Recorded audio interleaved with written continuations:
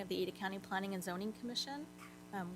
Welcome everybody here online and in the room. We're going to go ahead and call the meeting to order, and we'll do roll call. Brenda Blitman, I'm here. Commissioner Birch. Here. And Commissioner Wickstrom, I think, is absent. And then Commissioner Brown. Here. And Commissioner Exton. Here. And Commissioner Roush. Here. Okay, that's great. And we'll move on to unfinished business. We've got 2021-01703. ZCDA, MSP, PBA, Riley Planning Services, and Mr. Danielson is going to present that to us.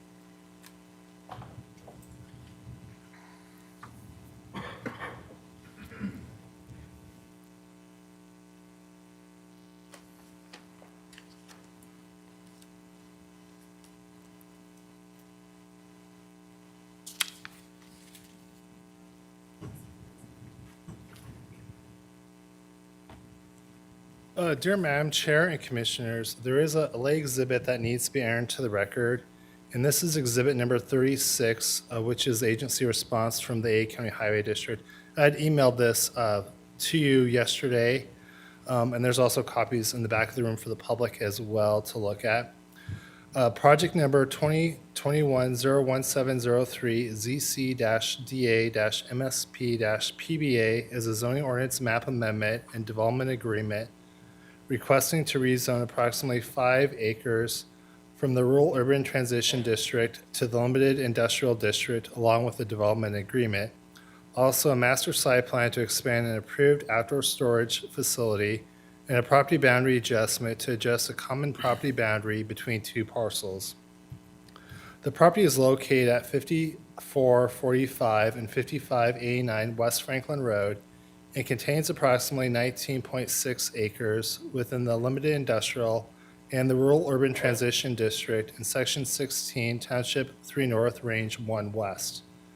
The property boundary adjustment is between parcels S1216120,990, which consists of approximately 13.6 acres, and parcel number S1216120,850, which consists of approximately 6 acres. The property boundary adjustment will adjust the common property boundary between the 2 parcels, resulting in 5 acres from the larger western parcel going to the smaller eastern parcel.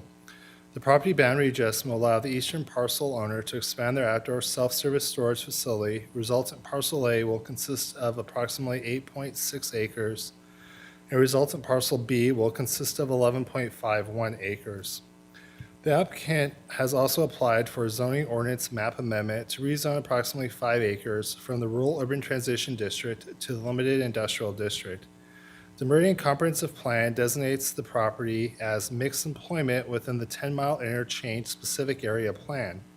Land designated as mixed employment is intended primarily for offices, research facilities, and light industrial uses, with occasional retail and consumer services. As the comprehensive plan encourages light industrial at this location, the proposed rezone to the Limited Industrial District is compatible. The applicant is also proposing to expand the outdoor storage facility. The facility was approved on the east parcel in 2020 through project number 2020-00896 ZC-DA-MSP-AC. The original storage facility was approved for 285 surface storage spaces. The expansion of the facility will add 161 spaces to the west of the existing facility, bringing the total number of spaces to 446. The hours of operation will be from 8 a.m. to 8 p.m. We did not receive any neighbor comments on this application. A number of agencies have provided comments on this application. The City of Meridian replied in Exhibit 27, then June of 2020, that they had sent the county a letter stating that they were not opposed to self-service storage use because it was proposed as a temporary use. They also stated in that letter that sewer and water services are readily available to this property. However, the application materials did not indicate if the expansion of the facility would be an interim or temporary use. If approved, the city wants a provision that limits the number of years that the proposed use can operate without obtaining county or city approval to extend. The applicant has discussed this with the City of Meridian staff, and in Exhibit Number 30, the applicant has indicated that 10 years seems like an acceptable time horizon with the option to renew if services are not available. The A County Highway District estimated that the development will generate 19 vehicle trips per day with 11 vehicle trips per hour in the PM peak hour. And the PM peak hour level of service is E, which is an acceptable level of service for a two-lane principal arterial. Key conditions of approval include the following. The submitted landscape plan depicts 8 landscape points per 10 linear feet for the property lines not fronting Franklin Road. However, the required number of landscape points along those property lines is 16 landscape points per 10 linear feet. As condition, the applicant shall submit a revised landscape plan directing the correct landscape point total. During staff's review, it was discovered that a variance is needed for the project based upon the specific use standards for the self-service storage outdoor-only facility. The specific use standards for an outdoor-only self-service storage facility is that any eligible property shall be limited to an overall maximum site coverage of 20% for the facility. In addition, no boundary of the facility shall be located within 100 feet of a residential property, with the exception of a boundary adjacent to a public roadway. As conditioned, prior to the Board of A County Commissioners' public hearing, the applicant shall submit a variance application for the outdoor storage facility to encroach within the 100-foot of a residential property line and for the facility to exceed the maximum site coverage of 20%. Variances are reviewed and approved by the Board of A County Commissioners. Therefore, the applicant is able to apply for the variance before we schedule the zoning ordinance map amendment and development agreement in front of the board. The Board of A County Commissioners are required to act upon zoning ordinance map amendments and development agreements, and therefore this project will be going in front of the board at a later time.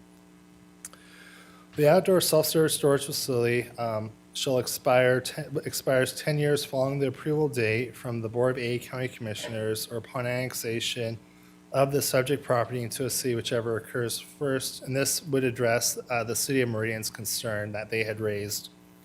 Staff finds that the application complies with the A County Code and the adopted comprehensive plan and recommends approval of this application to the commission, and I'll stand for any questions. Thank you very much. I'm going to go online first. Commissioner Birch, what questions do you have? I do have a couple of questions. First of all, I understand that, and correct me if I'm wrong, normally conditional use is a 5-year period of time. And so do I understand correctly that what is being recommended here is a 10-year period of time? Madam Chair, Commissioner Birch, that is correct. The applicant is recommending a 10-year period of time. So when we have a self-service storage outdoor-only facility in the RUT district, it is limited to just 5 years. Because the applicant is rezoning the property to M1, that 5-year time limitation is not applicable in this situation. Therefore, the 10 years time frame can be appropriate because the applicant is rezoning that portion of the property that the expansion is on to the M1 district, which we could then allow for a 10-year time period. Thank you. My other question is, they already have an existing outdoor storage facility that they're expanding.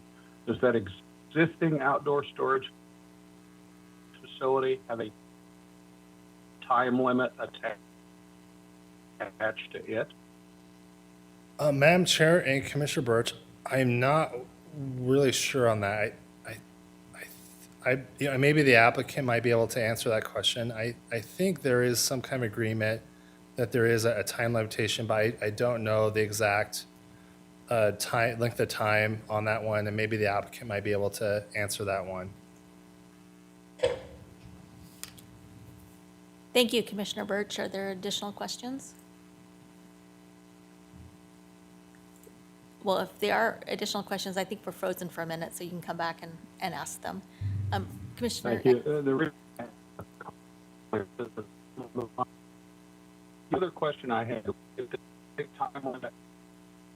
Okay.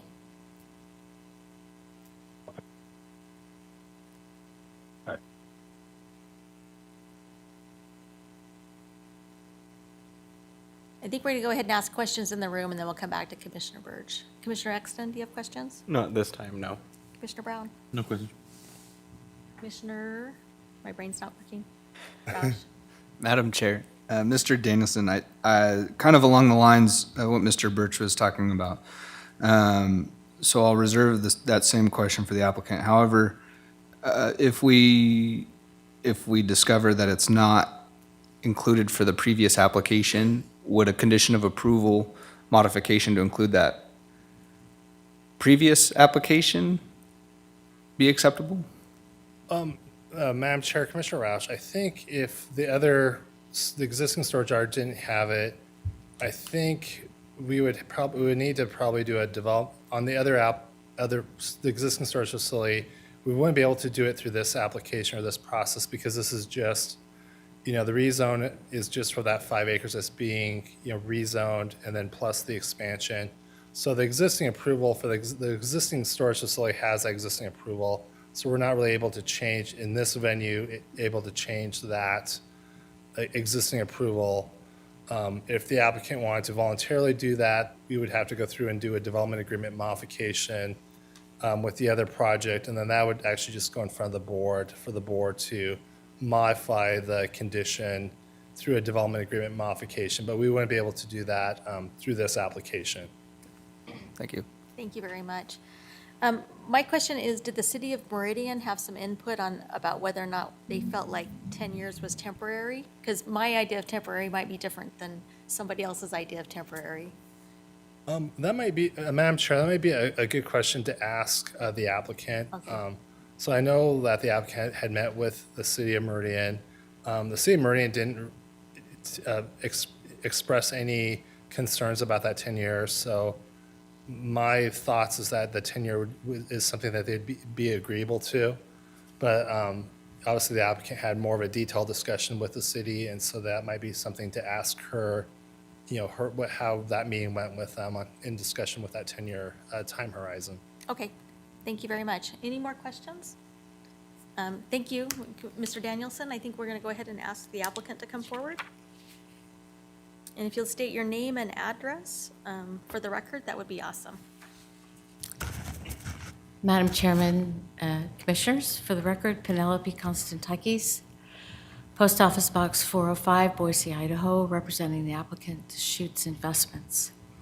Before I start, I wanted to address the Commissioners' questions. I had correspondence with Warren Stewart, who is the city engineer at the City of Meridian. He estimates that at a minimum, it will take them 10 years to get sewer and water to the intersection of McDermott and Franklin Road. Then those services would have to travel another 3/4 of a mile to get to the site. So, and he's going to leave that section up to developers. So the 10-year horizon in the development agreement as a term seemed to be an appropriate number that we're in agreement with.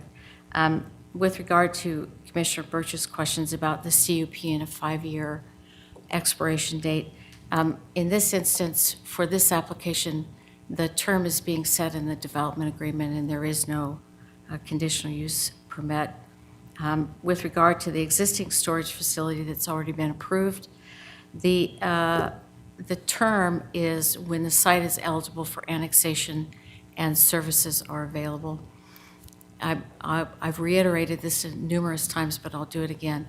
The applicant understands that the minute he can annex and he has services in the street, the storage facility use will cease, and it will come online as something that's consistent with the City of Meridian's mixed employment zoning designation. So there's no problem with that. So as Brent discussed, the application before you is an expansion of a application that the P&Z Commission reviewed in 2020 for an outdoor storage facility, a contractor's yard, and accessory caretaker's residence. The applications before you this evening are for a rezone to M1, a master site plan, and a development agreement. The expansion of the original application will add 5 acres to the southwest corner. Staff is recommending that a variance be required for the purposes of the coverage, site coverage, and for a 100-foot wide landscape buffer in the expansion area. the area that's under consideration this evening. So I'd like to start by reading from the staff report. So on page 7, under F, the findings report that the master site plan, Exhibit 9, complies with the required dimensional standards for the limited industrial district, as footprint of the structures on the property do not exceed 80% and the height of the structures do not exceed 50%. As a side note, there are no structures being proposed with either the original storage facility or the new storage facility. It's all surface parking. So given that this section of the findings reports that the master site plan is in compliance with Ada County Code, we wonder why variance is required or recommended at all. The specific standards for an M1 zone list that there is an 80% coverage, that the front and street setbacks are at 20 feet, and that the side and rear setbacks are 15 feet. Furthermore, Table 8, 2D3 lists the maximum coverage in an M1 zone as 80%, with the landscape buffers already approved and the extra wide buffers in the expansion area that are due to irrigation facilities and stormwater retention. It's very unlikely that the project exceeds 80%. On page 9 of this, I already covered that. So on page 9 of the staff report, it says that the commission, if the commission finds that the facility exceeds the overall maximum coverage of 20%. So we're a little confused by the differing sets of standards. Therefore, they're recommending that a variance be required for the facility to exceed the maximum site coverage of 20%, and they're also asking for additional buffer widths. So it should be noted that the distance from the north property line to Mr. Sturgis's residence, which is the front part of the expansion area, is 575 feet. With the additional 49 feet that we have as a setback, the distance to Mr. Sturgis's residence from the storage will be 625 feet. We have to do stormwater along the north boundary of the expansion area because of slope. There's also irrigation facilities on the south and west side of this parcel, and we have extra wide setbacks to accommodate irrigation facilities. I would also like to note that the coverage element of the recommended variance in county code seem to conflict with the county's definitions. Coverage is defined in the code under 8(1)(a)(1) as the area of a property occupied by all structures. Staff has referenced 8, 5, 3, and 109, which is a section of your code that refers to storage. It lumps together all the kinds of storage, the kind that have structures and the kind that don't have structures. And there's a limit in that section of 20%, which is, I think, where staff is getting the 20% number from. This conflicts with Table 8, 2D2, which limits coverage to 80%. And those are standards that are specific to an M1 zone. So there's a question of what is the base district? Well, with the rezone, the base district of this expansion parcel is M1, and therefore we assume that the standards for M1 are in play and not other standards. So again, it's important to remember this is a temporary use. The site will be converted to a different mixed employment use as soon as it's eligible to do so. There's great reason, there's tremendous pressure in that part of Nampa and the 10-mile area for industrial property. It's just incredible. So I would like to question the necessity of the variance for coverage and for those 100-foot wide setbacks, given what the staff report says on page 7, and given the M1 zones that are stipulated in the code. I actually calculated the amount of coverage the site has by dividing the area of the structures on the site, which is 3,750 square feet approximately, by the total area of the site in square feet. And I discovered that based on the definition in Ada County Code, the coverage of this site is 0.01%. We have very little coverage as defined by code. We were surprised by this recommendation for a variance because there was no discussion at the hearing or in the staff report regarding these two items with our previous application and for the original storage facility. And again, we go back to that definition of coverage and the M1 base zone standards. So we would be pleased to leave the question of the variance up to the discretion of P&Z Commission.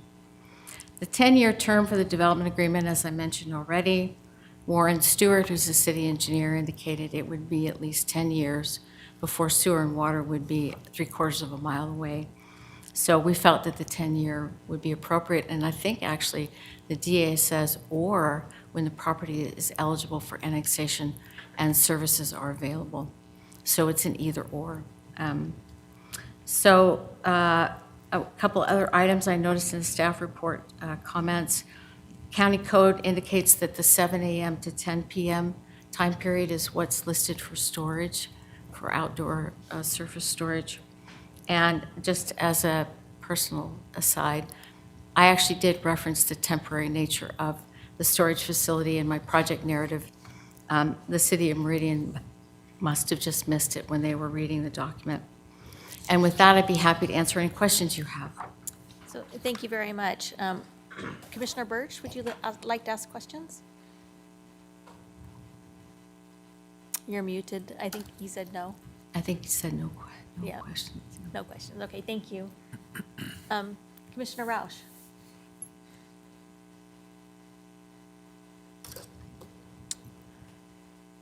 So you stated a lot of the code references. I was trying to follow along with you there, taking notes.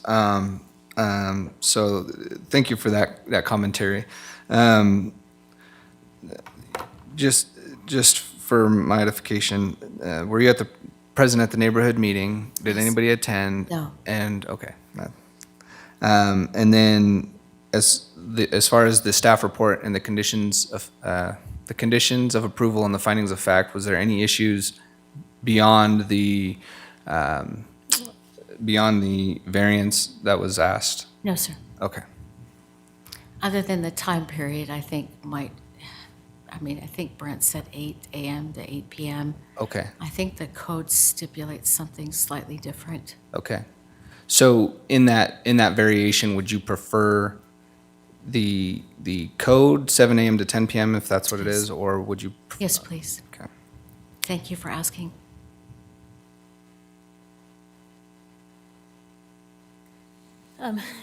Commissioner Commissioner Exton? No questions at this time. Commissioner Brown? No question. My question is, have you had a chance to talk to the staff about the variance and go through some of your code issues with them and have some back and forth dialogue, or did it just kind of happen at the end and you didn't have time for that? So, It's both. Things are so busy right now that I'm working 15 hours a day and I'm working 7 days a week to stay on top of my project load. And I just, there are small developers that have trouble getting access to people to help them. So I take on just about anybody that comes to my door, but it does make for a rather wild work schedule. To be honest with you, I was so dismayed by the recommendation for the variance that I just needed to stay away from the discussion until I could go through the staff report and code line by line, which I did yesterday and this morning. So that's a great question. I just, after what we experienced with the original application and the requirements that were stipulated for the expansion area, I struggled to stay calm about it, really, to be honest with you. So the answer is no. I did not speak with them in advance. and my next question is kind of a follow-up question to that. So if we were to go ahead and approve it with that variance, you would have an opportunity to work with the staff between now and the commissioner's hearing, because it's going to go to the commissioner's hearing anyway. That is correct. And so that's correct. Yes.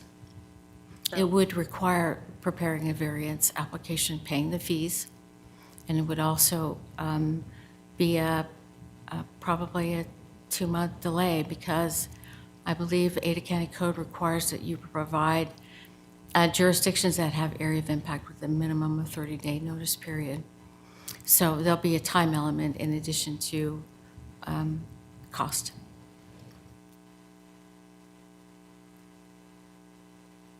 Thank you very much. You'll have an opportunity to answer questions. Thank you. Thank you. We have another person identified, Andrew Fuller. Would you like to talk? Okay. Thank you very much. I think the commissioners might have some questions for Mr. Danielson. So would you like to respond to some of the comments that were made, or do you want us to ask questions? Just go ahead and ask questions, Madam Okay. Chair. Commissioner Exton?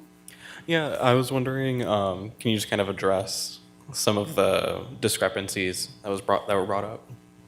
So part of it, in terms of the coverage for this facility really comes down to the specific use standards. So we have basically two types of self-service storage facilities. We have kind of the self-service storage facilities that are your traditional mini storage with buildings. And then we also have specific use standards that are related just to basically outdoor only. So the outdoor only self-service storage facility are basically it's an open area with no buildings where you're able to park a RV, boat, trailer, etc.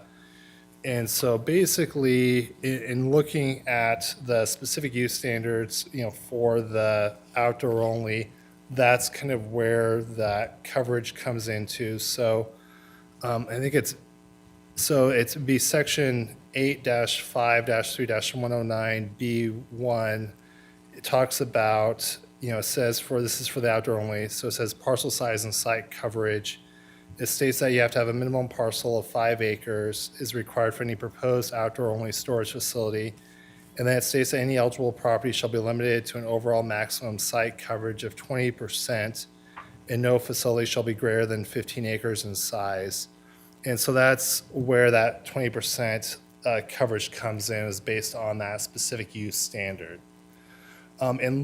So I did not work on the other application that initially approved the existing storage facility. And looking at that, when I was doing my research and analyzing this application, I noticed that there was a variance application on the property to the north. So prior to them doing a self-service storage facility, outdoor-only self-service storage facility on the existing parcel that they have it, they had gotten approval for a contractor's yard on that property. So with the contractor's yard, they received a variance to exceed the lot coverage. So I'm assuming, based upon that variance, the planner that had worked on that other application recognized that there was a variance that was approved on that other application, and that's how they were able to build the full property without outdoor storage, is my take on probably what had happened.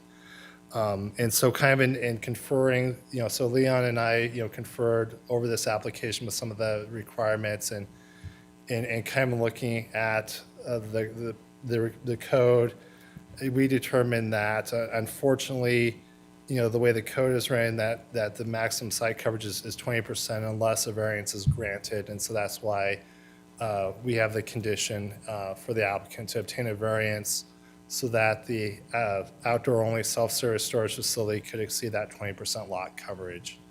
And then in terms of the hours of operation, there's another, and this would be subsection 8-5-3-109B.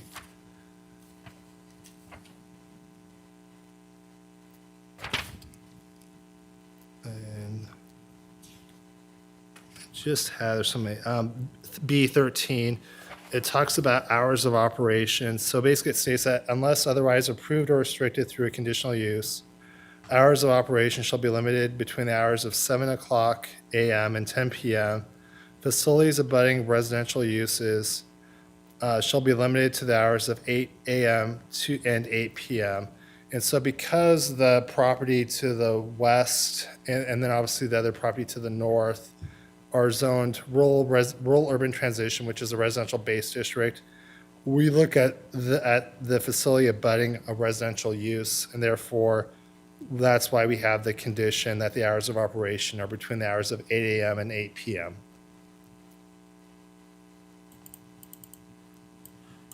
Thank you. Commissioner Brown, do you have questions? No questions. Commissioner Roush?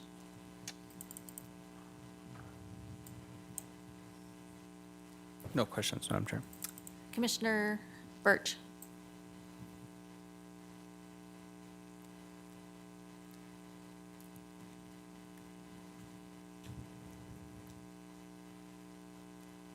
Commissioner Birch, did you have any questions?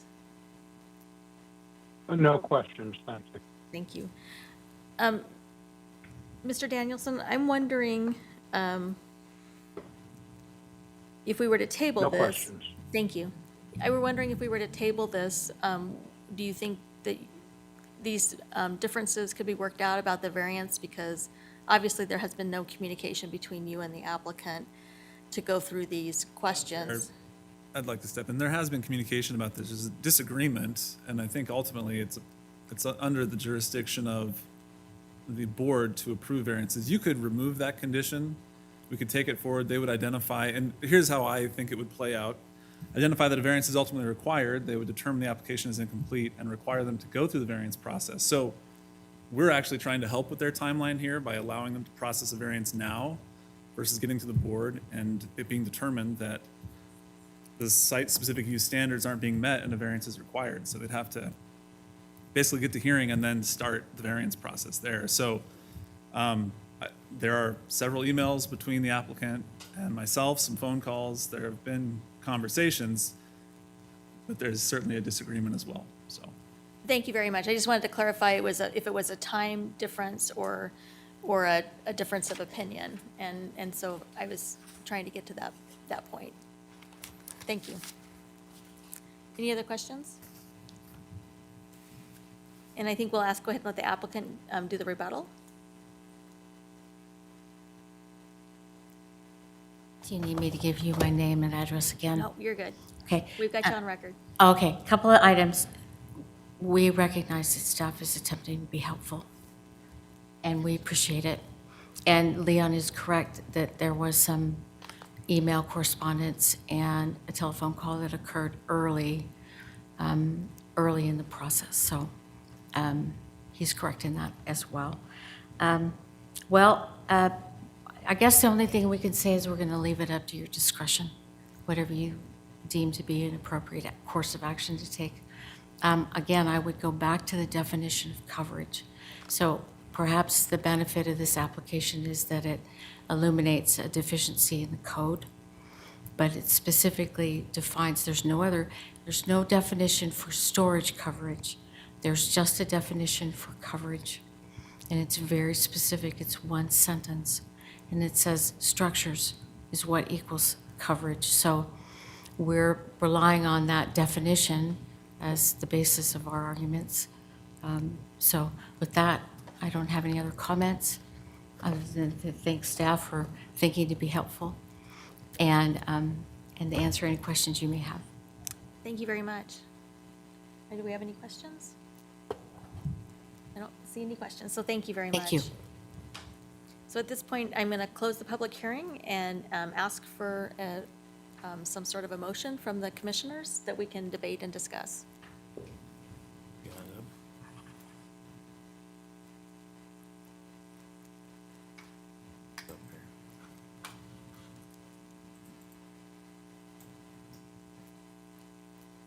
Madam Chair, Commissioner Exton. I would like to move to recommend approval for project 2021-01703 ZC-DA-MSP-PBA to the board, subject to the conditions of approval attached in Exhibit A and the master site plan dated April 30th. Thank you very much. It's been moved to approve project number 202-101-703. Is there a second? Second. There's been a second. So it's been moved and seconded. Now I'll open up the discussion. So would we like to talk about it? Commissioner Brown? No. No, You don't want to talk? You've been doing research. Would you like to talk about it? Sure. Madam Chair, Commissioners, this is definitely an interesting issue.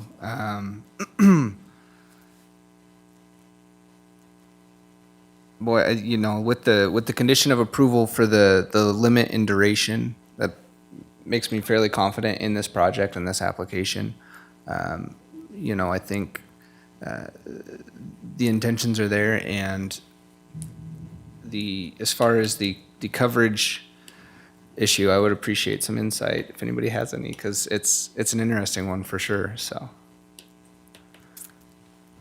Commissioner Birch, what comments do you have? We'll have to wait. Commissioner Birch, do you have some comments?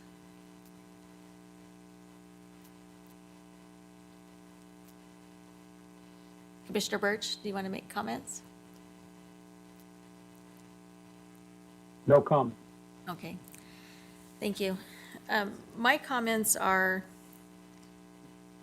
clearly there's a difference between the applicant and the staff. Clearly, I'm not an expert at what's in the code, and so I have to rely on the staff to work this out with the applicant, and by them going through the process and getting it in front of the commissioners, they'll have the opportunity to do that. That's kind of what I'm thinking, because I am not an expert on the code. I have to rely on our staff to do that if they've looked at the issue. If they hadn't looked at the issue, I would recommend that it be tabled to make sure the issue was fully addressed. What other comments do people have? Madam Chair, the big thing I think, just generically, I think we need to look at with this, we've seen facilities like this before. I'm with you on the coverage thing. That's gonna go with you guys to figure out as far as that goes. But as far as the project, I think, this has been something that the community needs, and we're gonna continue to need with these open storage. We've seen multiples of these. I think it's important, I know because of the fact that the subdivisions continue to grow, people continue to buy RVs and ATVs and things, and there's nowhere to put them. I also understand, as the applicant stated, I probably would imagine the money's gonna be a lot better in that to be changed to something else when it can be. And so I would not worry that that's gonna be that way forever, which in some ways is unfortunate because I think there's gonna be houses there and then nowhere to park Yeah. stuff. And so I think it's important that we try to make this happen as much as we can. So I hope there's some sort of agreement that they come to make this project happen, because I think it's important for the community to have places to park their vehicles and not have them crowding up subdivisions and stuff. And I can agree with that comment from my perspective. Any more comments that the commissioners would like to make before I call for a vote? Go ahead. Madam Chair, Commissioners, yeah, I think it's a great point, Commissioner Brown, that the coverage issue is one that we've seen before and applications have addressed. So with that confidence in the conditions of approval, this is a support, so. If there's no more comments, we'll go ahead and call for a vote. All those in favor of the motion on the floor to approve project number 202101703, please say aye. Aye. Aye. Commissioner Birch? You can do thumbs up if you want to.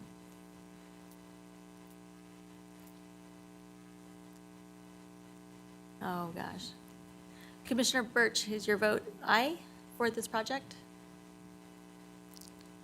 It's usually not this hard. Must be an unstable internet night. Commissioner Birch, are you in favor of this project? Yes, thumbs up, okay. Anybody opposed? So the motion passes with 5-0. So thank you very much. We'll move on to the next one. New business is 201-01680 CPA-ZA, DA-MSP. And Mr. Lindstrom is telling us about this project.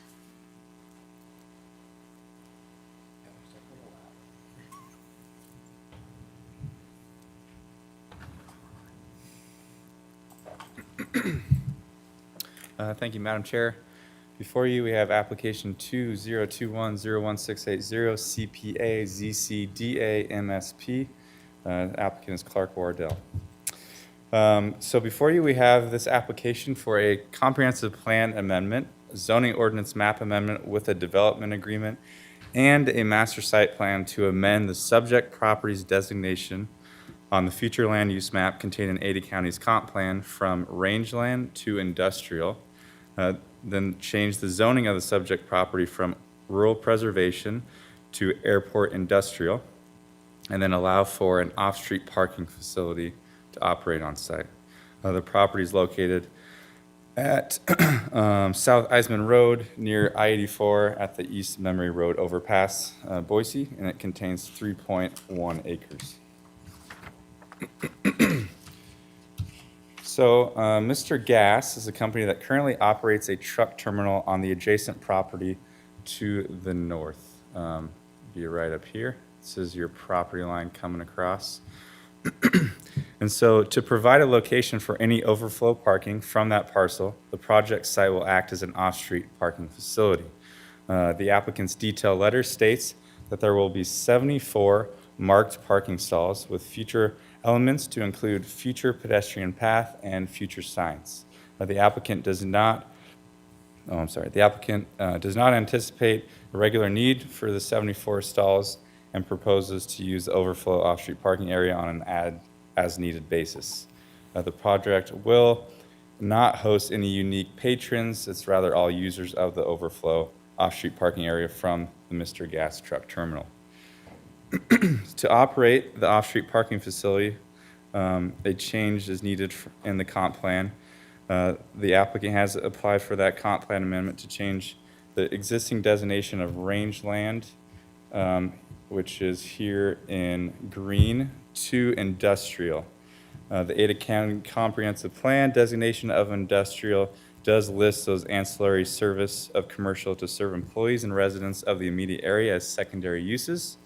The proposed land use designation is consistent with the area as the parking lot is proposed to be an interim use until the property redevelops, and then it will support adjoining businesses and travelers along I-84. I will note that the property to the north is within the city limits of Boise as well as in their impact area. This property is not within Boise's impact area, hence why you're seeing this comp plan amendment using the Ada County Comprehensive Plan. Here is a zoning map showing the existing zoning. So in conjunction with that comp plan amendment, the change from RP here in pink, the rural preservation, to the M3, which is the airport industrial district, will take place. The rezone is consistent with the surrounding zoning. You'll see here there's some M3 next door and then M2 within the city to the north. The property is also within the airport influence area for Boise's airport. And so this change will not interfere with the Boise Airport and Gowan Road operation activities, and then off-street parking facilities are principally permitted uses in the airport industrial zone, and therefore the master site plan application is required and not a conditional use permit. I'm going to go back here. These are some pictures from the applicant's detail letter, but you'll see the subject property is located there just off of Eisenman Road. And so the master site plan also complies with the Ada County Code. Both a landscaping and lighting plan are deferred submittal. It'll be conditioned to comply with the code sections for both landscaping and lighting. And then all the parking spaces have been provided on the site plan, meets the parking code. And then the natural features analysis determines that there will be no natural features. This will not be a detriment to those natural features on site. And that we did not receive any public or agency opposition to this application. Staff is recommending approval, and I'll stand for any questions. Thank you very much. What questions does the commissioners have for Mr. Lindstrom? Any questions? Commissioner Birch, do you have questions? I'm going to assume Commissioner Birch doesn't have questions. Nope, he's shaking his head. Okay. Thank you very much. I don't have any questions. I think we're ready to talk to the applicant, which should be on WebEx. So Joshua Leonard, if you could give us your name and address and to enter in the record? No and then- question. Sure, thank you, Madam Chair, Commission members. My name is Josh Leonard, and my address is 251 East Front Street, Suite 310, Boise 83701. We'd like to thank the Planning and Zoning Commission members for the opportunity to present our applications tonight. We'd also like to thank county staff for their time, patience, and expertise in reviewing and commenting on our applications. As you know, we're requesting a change on the future land use map from rangeland to industrial and a rezone from rural preservation to airport industrial with a master site plan and a development agreement. I would note that initially our thought was we would apply for a commercial designation on the future land use map and a rezone to one of the county's commercial zones. But at planning staff's request, we agreed that an industrial designation on the future land use map and an industrial zone would be appropriate, as this parcel is adjacent to industrial zone property and likely will support the growing Boise Gateway Industrial Park as well as the existing Winco Distribution Center. I'm going to keep it pretty brief. We agree with the staff report and its recommendations and respectfully ask the commission to approve the master site plan and to recommend approval of the future land use map amendment and the requested rezone of the subject property with the development agreement. And I would stand for questions. Thank you very much. What questions do the commissioners have? Any questions? Madam Chair. Commissioner Roush? Mr. Leonard, just, were you present at the neighborhood meeting? And if so, did you receive any feedback that you've taken into consideration? Madam Chair, Commissioner Roush, yes, I was. In fact, I conducted the neighborhood meeting. We did it via Zoom.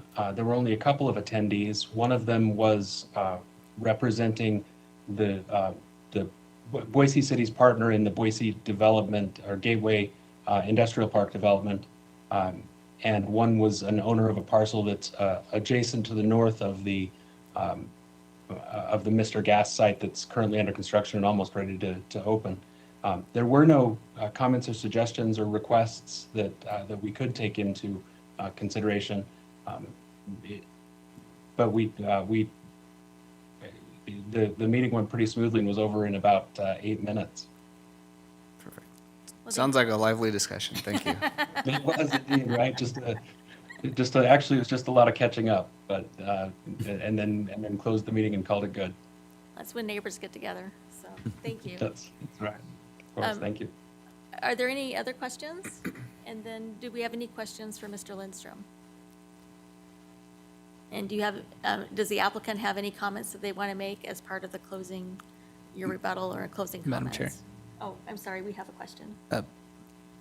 Public comment. Oh, you're correct, we haven't asked. Is there anybody in the room or online that would like to make a comment on this application? I don't see any. So seeing no public comment, we'll let the applicant provide any sort of rebuttal that they want to. We're good. No rebuttal, and appreciate the opportunity. Thank you very much. I'll now declare the public hearing closed. And is there a motion from one of the commissioners or a discussion? Commissioner Brown. Based upon the findings and fact conclusions of law contained here in the testimony from the public hearing, the commission recommends approval of project 202-101-680 CPA-ZCDA-MSP to the board, subject to the conditions of approval attached in Exhibit A in the master site plan received on June 28, 2021. Is there a second to that motion? Second. Commissioner Roush seconded the motion. Any discussion? Madam Chair and the Commission, I just wanted to say that I personally feel totally fine with this rezone because the property itself is pretty much isolated by the roads as well, so it makes sense to just kind of merge that zoning and use with the, accessible property outside of the roads. Yeah, and I would echo that. I think it's a really way to take care of those property boundary issues when it gets annexed and new things get come in. So good job to our staff and for figuring that out with the applicant. So I echo that comment. Any other comments? Madam Chair. Go ahead. Yeah, same comments. Thank you to the applicant for working with the staff to make that happen, and the continuity in that area I think is important. So, Okay. Any other comments? I'll go ahead and call for a vote. All those in favor of the motion that's on the floor, please say aye. Aye. Aye. And aye. And we had an aye online. Any opposed? So we had 5 commissioners vote yes, and nobody was opposed, so the motion passes. Thank you very much. As we get to this next motion, I'm going to let my commissioners know that I'm going to be not asking questions and not participating in the discussion and not voting on this motion. The company that I work for does work with this company, and so I don't want there to be any appearance of conflict of interest. So the next item is 202-101379, CU MSP, CU MSP. And we'll go ahead, Ms. Sanders will give us the overview. Put up here real quick.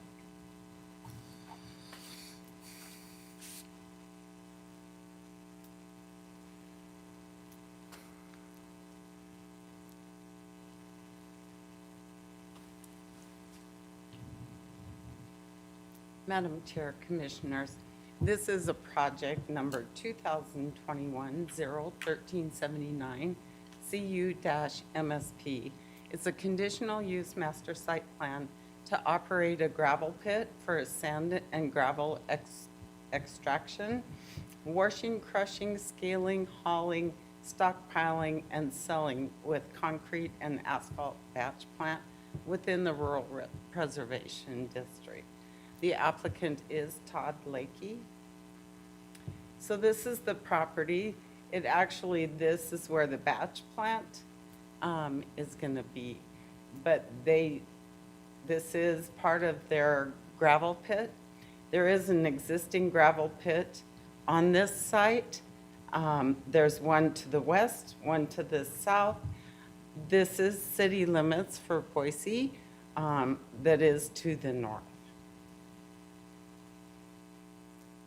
So they are showing the access road, which will be from Amex Road. That is Idaho Fish and Game, I believe, owns that property, but there is an easement, and they have worked out an easement agreement with them. So they are doing some overburden. This just shows everything they're going to do on that property. They are going to have a truck scale. They're asking for the alternative parking and landscaping due to the location of the property and also the use of the property. So they will have parking for their employees, but it won't be specifically identified each spot. Most of the work will be done with the big gravel trucks. They'll have some of their smaller vehicles there. And they are proposing a restroom, and they will have this parking area, just not identified. The applicant or owner, these are the key conditions of approval. The applicant and or owner shall submit approval from IDL for the reclamation plan. They did submit a reclamation plan with their application. The hours of operation for the crushing operation will be Sunday through Saturday, 6 to 7 p.m. They are requesting for the gravel pit to be for 40 years. We do review that in 5 years, or 2.5 years, sorry. They are asking for additional graveling or crushing when a project is necessary. So staff is recommending approval of the conditional use master site plan for the gravel pit, and I'll stand for questions.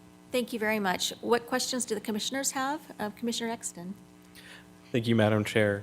You mentioned there's the 40-year request. Is that pretty standard for gravel pits? Because I know you mentioned the 2.5. So I was wondering if you could clarify that a little bit for me. Thank you. Madam Chair, Commissioner Exton, the 2.5 years is just a review. Typically, the gravel pits go for a longer period of time. Okay. Some of them have been 20, 30, possibly 40 years. But that is what the applicant is requesting, is the 40 years. Thank you. Commissioner Brown, do you have questions? Nope. Commissioner Roush? Madam Chair, Ms. Sanders, a question regarding the hours of operation and days of operation. Is that, that's an exception to working hours, or is there a code that they're asking for an exception to with that condition of approval? Madam Chair, Commissioner Roush, it's not an exact code. Typically, we look at what they're proposing for their hours of operation.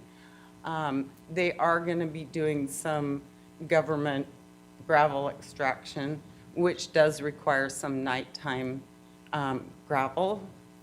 And so they wanted to make sure that they could do it when they need to in the evenings or overnight.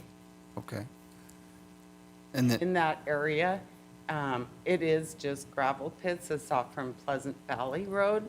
right, So that is a gravel area per our comp plan. We have a map of all the gravel in the area. thank you. And I'm going to go online. Commissioner Birch, what questions do you have? I have no questions. Thank you very much. That was very clear. Good job. So we'll go, if there are no more questions for Ms. Sanders, we'll go ahead and ask the applicant to come forward, Mr. Lakey, and introduce this with your name and your address for the record. Thank you, Madam Chair, Commissioners. For the record, Todd Lakey, address is 141 East Carlton Avenue, Meridian, Idaho 83642, with Borton Lakey Law, and here on behalf of Idaho Materials and Construction. I think Diana's going to bring up, I've got a few slides for you tonight, Commissioners. I'll start first by thanking you for the opportunity, but also thanking Diana for her analysis and recommendation of approval in this case. I appreciate that very much. Diana, could you go to the next slide? So Commissioners, Diana covered it pretty well, but we have a mineral lease with essentially the Nicholsons. They own thousands of acres out there. And their company is Black Creek Limited Partnership. This is a 640-acre site. The red portion you see there is the 200 acres that we'll be mining. It's kind of in the northeast portion of the property. The orange is the haul road that will be coming out of there and then connecting to the road there that connects down to the south to Amix. And as Diana mentioned, Amix Road is a private road, but it's there across the Department of Land's property pursuant to an easement. And as we utilize that, they require that we participate in a road maintenance agreement to help share the cost to keep Amix Road in good shape. We have a potential for another access to the north, perhaps connecting to Lake Hazel, but that's something that is kind of a long-term look. We don't have any permission from those landowners at this point, but it's something we're working towards, so we may utilize that as well in the future. As was also mentioned, the other portion immediately adjacent to our red portion there is another conditional use permit, I believe, on another 200 acres for JMAC Resources. And that's also on the same property, but their lease is for those 200 acres. Our lease is for the 200 adjacent. Next slide. So I think Diana covered the site plan pretty well. We'll keep most of our operational aspects there, the scales, the temporary office, the batch plants will go there. We don't have an immediate plan to put batch plants in, but we want the approval for them now. Should the time come in the future, we're able to do that. We will have and implement a dust mitigation plan on our haul roads and all the other aspects of our property. Next slide. Next slide, excuse me. Commissioners, I do a fair bit of work on gravel pits throughout the valley, and if there's ever such thing as a perfect location for a gravel pit, this is pretty much it. There's a great resource out there geologically, and there's essentially no conflicting uses. There was many other gravel pits in the area. I'll show you a couple slides in a moment. We do have the reclamation plan that's already approved by the Department of Lands. I will address our standard hours of operation that we submitted were Monday through Saturday, 6 to 7. And that's kind of our normal, probably even more normal is Monday through Friday. But we really need the ability to do 24/7.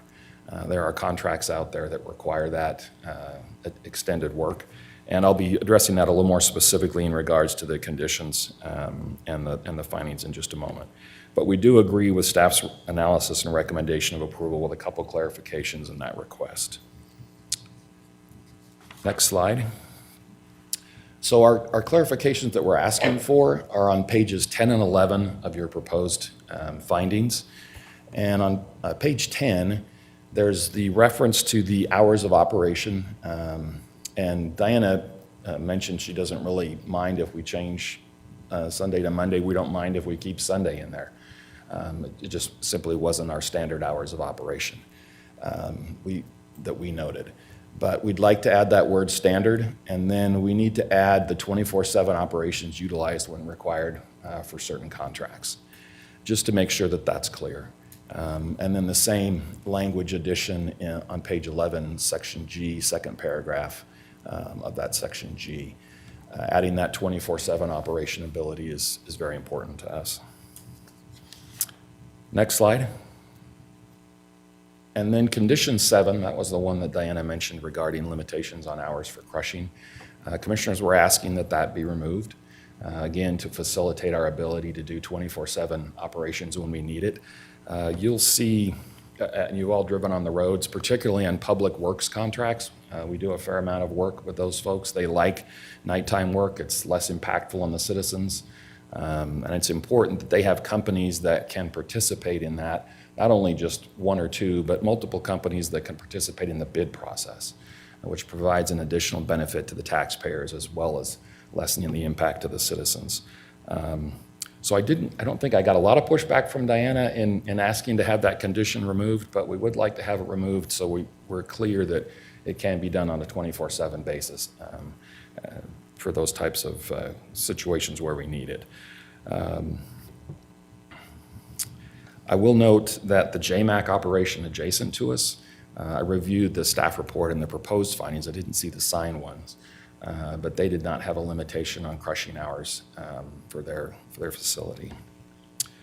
So commissioners, if you know the area, this is out south of the airport, south of Gowan Field. You head out Pleasant Valley Road.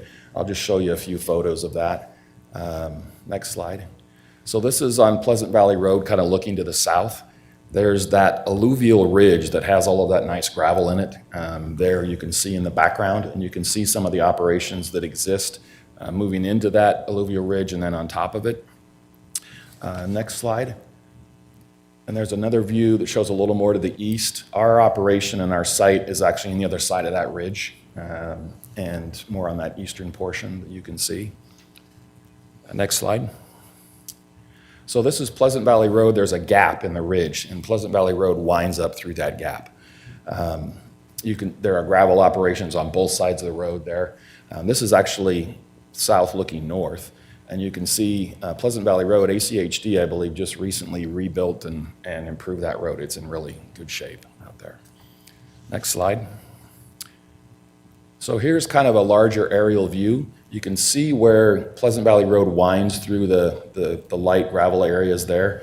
And as it moves south, it connects, or Amex Road connects to it. It crosses that Department of Lands on the southern boundary and then connects with our 640 over there. You can see the X is where our site is located, but it also contains that JMAC site. Next slide, but you can see the gravel pits that are in that area, along with a little bit of agriculture. There's a couple of pivots out there to the west of Pleasant Valley Road. Next slide. So this is looking from Amex Road to the west. The green area that you can see there at the bottom is one of those pivots. And then you've got the kind of barren hillside with some power lines further to the west. Next slide. And then I believe this is the Sunrock operation. This is looking southwest from the access to Amex Road. Large gravel operation with batch plants to our south and west. Next slide. So this is Amex Road, the private road, as it crosses the Department of Lands property. As I said, we'll participate in the maintenance of that road. Next slide. This is the best view I could give you, the first gravel pit on the left on Amix Road. They have a stockpile of overburden and things that kind of cover it. It's behind that. But you can see kind of the type of property that it is out there. Next slide. This is our neighbor immediately to the south of our property. This is the Knife River operation. Again, a large operation you can see in the aerial photos. Next slide. And then again, Commissioners, a little closer in view. Our 200 acres is on the X. Our operational portion is there in the northeast corner. You can see the JMAC, the Knife River. That one that just had the berm is that smaller one there. And then all of the operations there close by off of Pleasant Valley. So last slide. Commissioners, as I mentioned before, this is really the perfect location for a gravel pit and to let us do 24/7 to meet the needs of infrastructure improvements in our area. So we would ask for those modifications on pages 10 and 11 and the removal of condition 11. And as was mentioned by Diana, condition 29 allows the county to review this in 2.5 years. And if there are any issues with the 24/7, you have the opportunity to review it and address it at that time. But knowing the character of the area, the designation for it, there's not going to be conflicting uses out there. I don't foresee any problem in the future with that 24/7. So would ask for your approval, as I stated. I'd be happy to answer any questions if you have them. Thank you very much. What questions do the commissioners have? Commissioner Exton? I'm sorry, Commissioner Roush. Madam Chair. Mr. Lakey, thank you for that information. So first of all, were you at the neighborhood meeting? And if there was there any feedback provided that you incorporated? Madam Chair, Commissioner Rouse, I kind of anticipated that question from you. So I was at the neighborhood meeting. We actually did two in this case.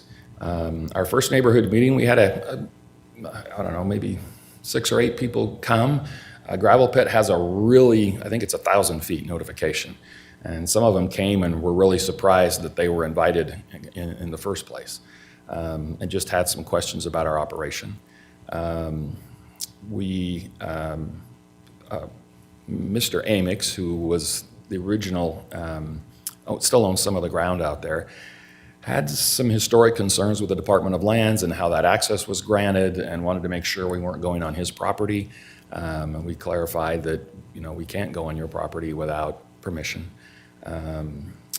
And then we had a second neighborhood meeting, and nobody came to the second neighborhood meeting. We had an opportunity to visit with some of the other neighbors in the area in the interim as well.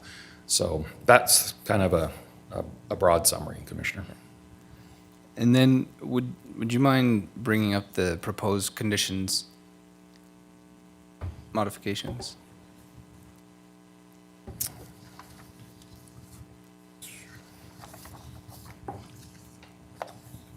That was page 5, I think, Diana. 5 and 6. We've all gotten a lot better at technology the last 18 months, so we appreciate that.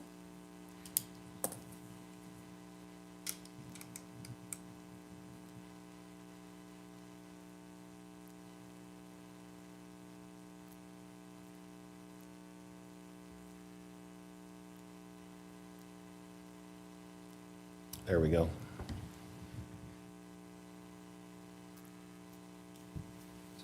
Page 10.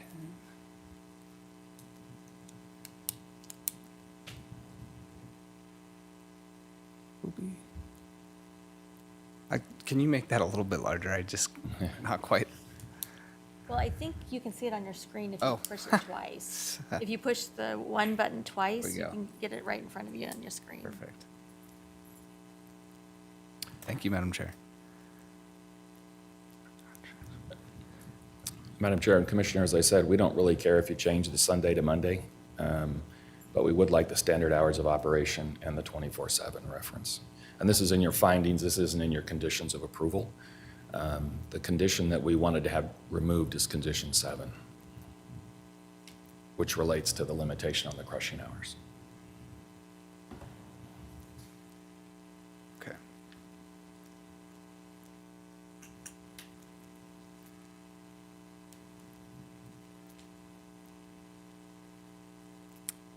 I'm going to go ahead and, if you leave that up, Ms. Sanders. Commissioner Birch, did you have questions? I do not have questions. Thank you. And any other questions from the commissioners? And I think Commissioner Roush is trying to get this all documented, so I think we're going to go ahead and let you sit down, and then we'll bring somebody else up. Thank you, Madam Chair. We'll see what other questions we have. The next person on the list is John Stevenson.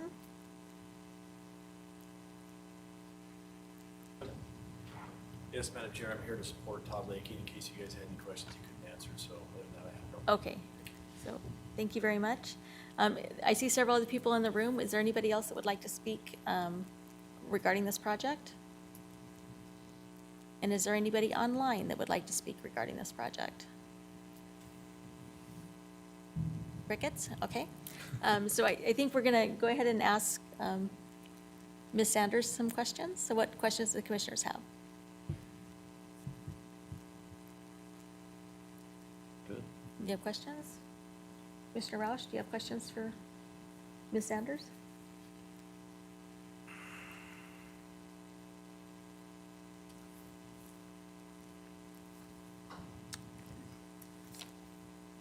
Sorry, getting organized here. We appreciate it. We do, honestly. Madam Chair, no questions. Commissioner Birch, what questions do you have? No questions. Okay, I don't think we have any questions. Commissioner Exton? Madam Chair, I just had a question for clarification of like routine. If we wanted to approve this and remove condition 7 and make those changes, what would the process of that be? Would that be tabling it to the next meeting to allow these changes? Madam Chair, Commissioner Exton, we can actually have those changes made per your request, and we won't have to table that. We can get the signature from the chairman. Perfect, thank you. And then what other questions do the commissioners have? Commissioner Roush, any more questions? Okay. I think we'll go ahead and ask the applicant if they have any further comments they want to make. Further, Madam Chair. Okay. So I think we're going to close the public hearing and go ahead and I'll look for a motion to get started on discussion.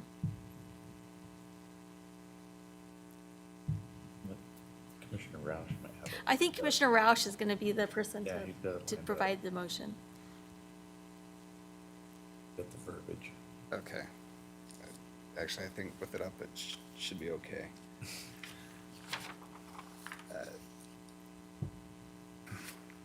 Let me make sure I got all my.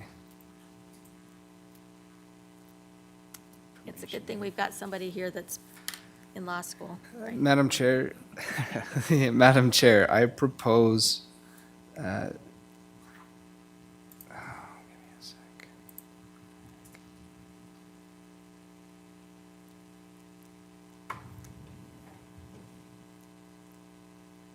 Madam Chair, I move to approve project number 2021011379 CU-MSP based on the evidence in the record and the testimony from tonight's hearing with the following modifications. The staff report, excuse me, the findings of fact, conclusions of law, and order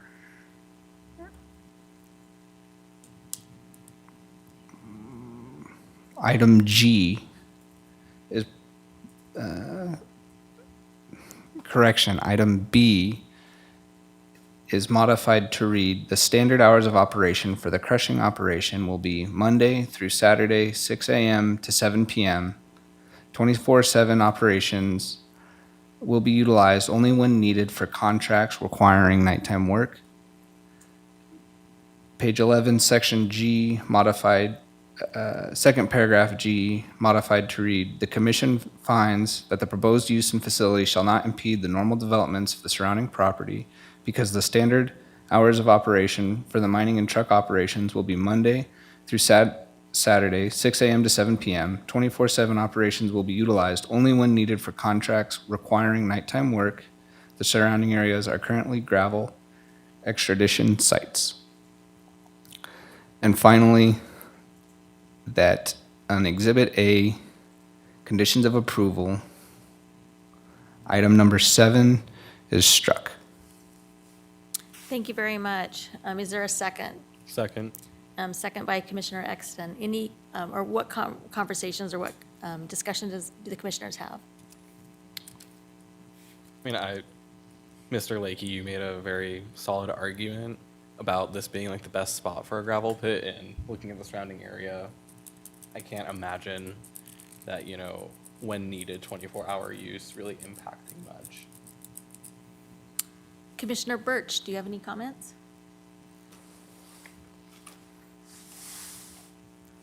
I do not, except for how impressed I was by how the way Commissioner Roush did that. So. No comments. No, just, I support the project. I think it's a no-brainer for what we need to do and well presented, and thank you for going through all that, Commissioner Roush. Okay, we'll go ahead and call for the question. Madam Chair. Commissioner Thank you. You know, this area, I've got pretty experienced with the area over, you know, south of Boise over there, with the military training range. And I think that this is you know, it's contiguous with the other uses in the area, and should not, you know, in future use, it's hard to say what Boise's going, or Ada County is going to look like in 40 years, you know, just with the current state of growth. But I think that it's a good project, so. Thank you. Any more comments? Okay, all those in favor of the motion, 202-101-379, CUMSP, please say aye. Aye. And online? Aye. We had an aye, so, and I abstained from voting, so you've got 4 ayes and 1 person abstaining. So the motion passes. So thank you very much. Thank you, Commissioners. Our next project is number 202-101-732, CUMSP. And we'll go ahead and Ms. Sanders will present that project.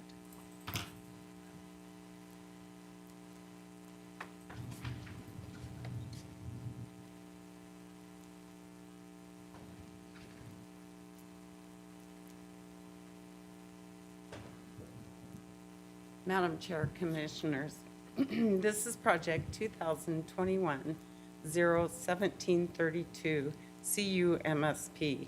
It's a conditional use master site plan for an existing contractor's yard within the rural residential district. So the contractor's yards expire after 5 years, and they have to reapply. So that's what this applicant has done. The applicant is Gary Lee. So the property is on Hubbard Road. 5 Mile Road is to the east, and then South Dreamview Lane is to the west. They do have a pretty high berm, which we have pictures of. They have an office building. They do have adequate parking. The landscaping plan was previously approved and in place, and the parking was previously approved and is in place. So because they were already approved, they didn't need to do a natural features analysis, and we're recommending to accept the landscaping and parking as is. So this is where their gas tank is located. The green is all of the berm around their storage for their contractor's yard. They do have their office and parking area. There is adequate ADA parking spaces also. So this is a copy of the office, and these are the berms and the landscaping that's existing on the property.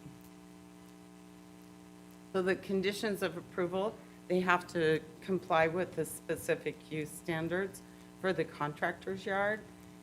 The hours will be limited from 7 a.m. to 7 p.m., Monday through Friday. So the duration is for 5 years. So they would have another 5 years. Staff is recommending approval of the conditional use master site plan for a contractor's yard. We did have one neighbor submit a testimony in support of the application. We've not heard any negative comments from anyone. And I'll stand for questions. Thank you very much, Ms. Sanders. What questions do the commissioners have? You seeing none? Any questions, Commissioner Roush? Commissioner Birch, do you have any questions? No questions. Thank you very much. We'll go ahead and call the applicant. Gary Lee, it says WebEx.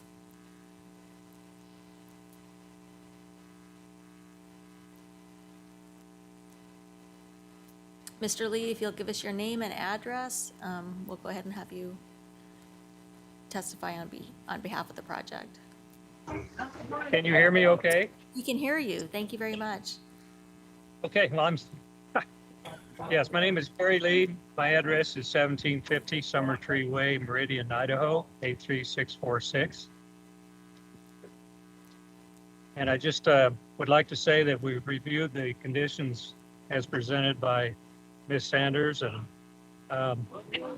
Bob is okay with the project as presented.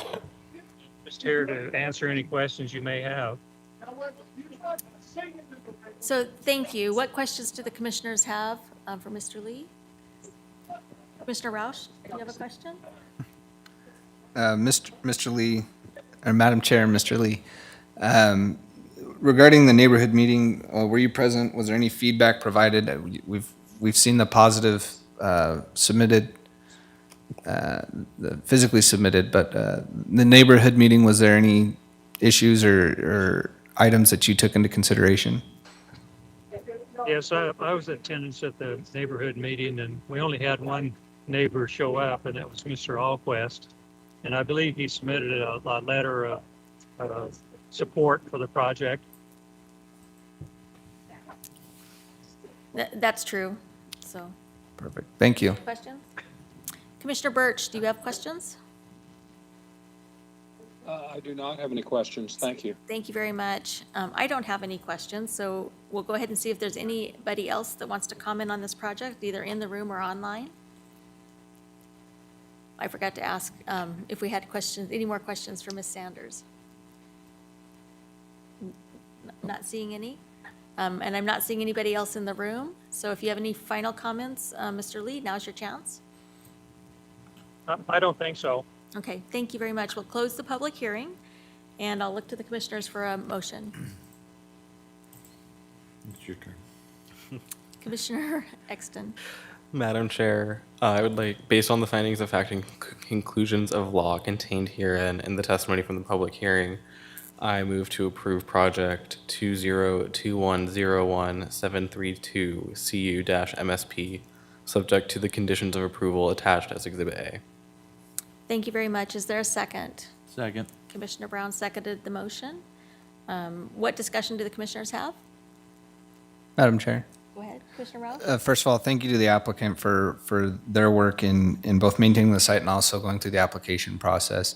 So thank you for that and providing good information. So thank you. And I think this project, you know, they've done a lot of work. That site looks pretty amazing from the pictures. I can't tell if they've been photoshopped or not, but it looks good. So. Yeah, I agree with you, Commissioner Exton. I think I need to drive by and take a look at it. It looks pretty impressive, so. Any other questions, comments? I would just say that if we had more contractor yards that looked like that one, we probably wouldn't have as much issue. So Yeah. very, very well done. That's a great looking contractor yard. Great, and I would agree with that. So any other discussion? So we'll go ahead and call for the vote. All those in favor, it's 202-101-732, CUMSP. Please say aye. Aye. Aye. Commissioner Birch? Aye. Aye. And so let the record reflect there were 5 ayes. Is anybody opposed? And 0 opposed. So the project passes. Thank you very much. So our next project is 202-101-823 CU, and it's Mr. Danielson.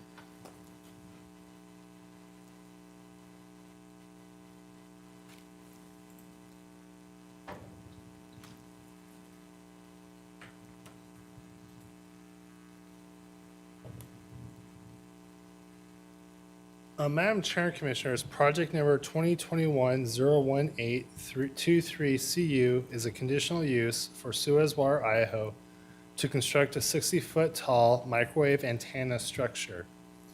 The property is located at 5800 East Columbia Road, Boise, Idaho, and contains approximately 11.35 acres within the Rural Urban Transition District in Section 4, Township 2 North, Range 3 East. The 60-foot tall microwave antenna structure will be constructed at Suez, Idaho Water's Columbia Road Water Treatment Facility.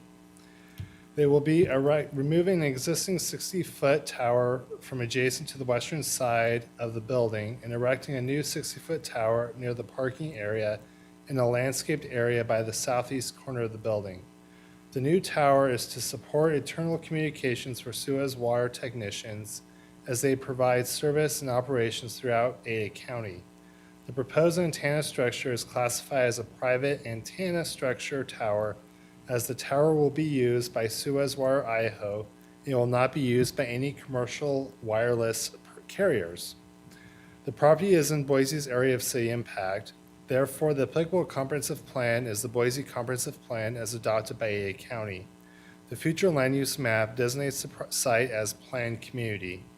The antenna is in compliance with the comprehensive plan, as the antenna is intended to assist with the provision of water delivery, which is necessary for the area to develop as anticipated. The antenna structure is also in compliance with Ada County zoning ordinance, as it complies with the findings of fact for conditional uses and the specific use standards for a private tower. We did not receive any neighbor comments on this application. A number of agencies did provide comments on this application. The State of Idaho Communications and the Ada County Sheriff's 911 Tech Ops stated that they had no issues with the tower. And the Ada County Bowling Division and the Central District Health Department have no objections to the proposal as well. Key conditions of approval include the following. The Federal Aviation Administration and the Chief of the Idaho Bureau of Aeronautics shall approve the facility. The facility shall have the approval from the Boise Airport Director prior to operation. And a building permit is required for the microwave antenna tower. Staff finds that the application complies with the Ada County Code and the adopted comprehensive plan and recommends approval to the commission, and I'll stand for any questions. Thank you very much. What questions do the commissioners have? I'm seeing head shakes. Madam Commissioner Chair. Rausch. So I noticed that on the transmittal list, the city of Boise was in receipt of correspondence but did not provide any comments. That is correct. Okay. Commissioner Birch, do you have questions? I do have a question. Go ahead. So what I'm curious about is we're told that the tower will be used only for internal communications with Suez and for no commercial purposes. And I'm wondering if we approve this, if it would be that limited, or do we need to add a condition that would specifically say it could only be used for internal purposes and will not be used for commercial purposes? Madam Chair, Commissioner Birch, it would be just, this approval would be just limited to the Suez Water's use, so there would be no need to have a condition.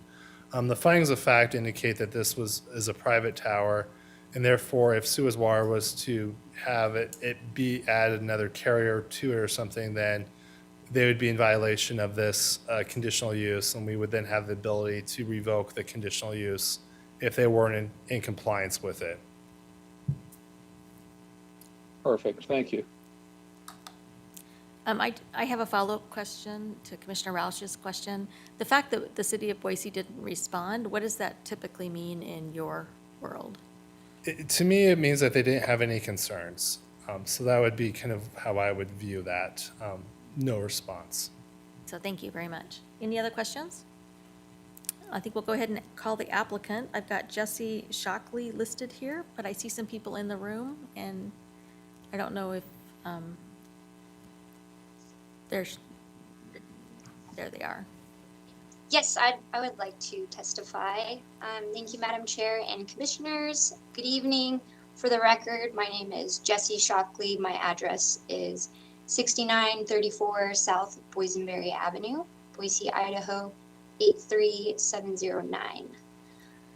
Brent Danielson did a great job explaining the project. He's been wonderful to work with throughout this whole process. We have reviewed and we agree with the findings of fact and conditions of approval. We don't have any changes. I'm happy to stay on the line and answer any questions regarding this project. Thank you very much. What questions do the commissioners have? Commissioner Rausch? Madam Chair, Ms. Shockley, just one question regarding the neighborhood meeting. Were you present? And if so, was there any points or suggestions that were incorporated? Thanks, Commissioner Rausch. I was present at the neighborhood meeting. We had 2 neighbors attend the meeting. They just had questions about what the tower would look like and what it was for. Thank you. Thank you very much. Commissioner Birch, do you have questions for the applicant? No questions, thank you. No questions, thank you. Go ahead and stay online for a minute, and we'll see if there's anybody else that wants to comment on this application in the room. I don't see anybody in the room or online, and we'll ask the commissioners if they have any questions for Mr. Danielson. Hit shake. Any more questions for Ms. Shockley? And then this is the point where we give you a chance, Ms. Shockley, to provide us any final comments. No, thank you, Madam Chair and Commissioners. Thank you very much. The public hearing is closed, and I'll look for a motion from one of the commissioners. Based upon the, Brown? Go ahead. sorry, Madam Commissioners, based on the finding of fact and conclusions of law contained herein, the testimony from the public hearing, the commission approves project 2021-01823 CU, subject to the conditions of approval attached as Exhibit A in the site plan drawing dated June 14, 2021. Thank you very much. Is there a second to that motion? Second. Commissioner Axton seconded the motion. What discussion do the commissioners have about this project? Commissioner Birch, any discussion? In the room, any discussion? No questions. No questions, no discussion? Madam Chair. Commissioner Rausch? Madam Chair, thank you. My biggest point of support for this project is the positive impact that it'll have on the infrastructure service that it's providing in that area. I feel like typically we've get pushback on towers, anything that's vertical, outside of residential. It seems that it gets contentious, but it's an important infrastructure that provides a service. So that's why I'm in support. And I like the fact that it's replacing something that's there, and I agree that that area needs more infrastructure. So, any further discussion? I don't see any more discussion. I'll call for a vote. All those in favor of the motion on the floor for 202-101-823, please say aye. Aye. Aye. Commissioner Birch? Aye. And I'll say aye. So we have 5 people in favor. Any opposed? And no opposed. So this motion passes. Thank you very much. We have one more thing on the list. It says other. It's 2006-00069 DAP is Avamore Planned Community Periodic Evaluation. So Mr. Danielson. Madam Chair and Commissioners, this is the 2-year periodic evaluation review of the Avamore Planned Community. This review is being conducted to determine if Avamore is developing in conformance with the Avamore specific plan. There are currently 696 single-family dwellings that have either been built or are currently under construction in Avamore. The review is based on the 11 objectives contained in the Avamore specific plan. A survey was sent out to residents and property owners in Avamore asking for their input if they felt that Avamore was meeting these objectives. The survey results are very similar to previous years in terms of the response for agree and strongly agree and disagree, etc. 163 people responded to the survey. 160 respondents reported that they own property in Avamore, and 3 stated that they rent property in Avamore. 16% of respondents have lived in Avamore for less than 1 year. 11% have lived in Avamore for a year. 27% have lived in Avamore for 2 years, and 46% have lived in Avamore for 3 years or more. The 2021 survey results show that the majority of respondents replied with either agree or strongly agree to the objectives set out in the Avamore specific plan. The first objective is community. Avamore will strengthen the concept of community by bringing people together for social, economic, intellectual, spiritual, and leisure purposes in the village, neighborhood, streets, public spaces, and institutions. Approximately 73% of respondents stated that they either agree or strongly agree that Avamore is meeting this goal. Avamore continues to strengthen the concept of community by holding numerous events throughout the year. They have an Art of Living director to help organize community events and educational activities. Avamore has a 12,000 square foot community center shown on the screen here that includes a heated swimming pool, exercise room, meeting rooms, patio areas, and an Ada community library annex. The second objective is village. Avamore will be an intimate village, providing residents a sense of place, identity, and security. Approximately 73% of respondents say that they either agree or strongly agree that Avamore is meeting this goal. Avamore has been designed as an intimate village consisting of a variety of neighborhoods. These neighborhoods are connected to each other through a series of trails and walkways. The village center has been designed to be the primary public realm. The village center has been designed along a traditional main street, Avamore Drive, that is connected to adjacent residential neighborhoods with trails and walkways. The third objective is mixed-use center.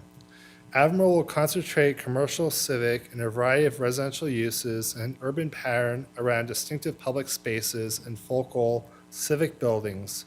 Approximately 60% of respondents reply that they either agree or strongly agree that Avamore is meeting this goal.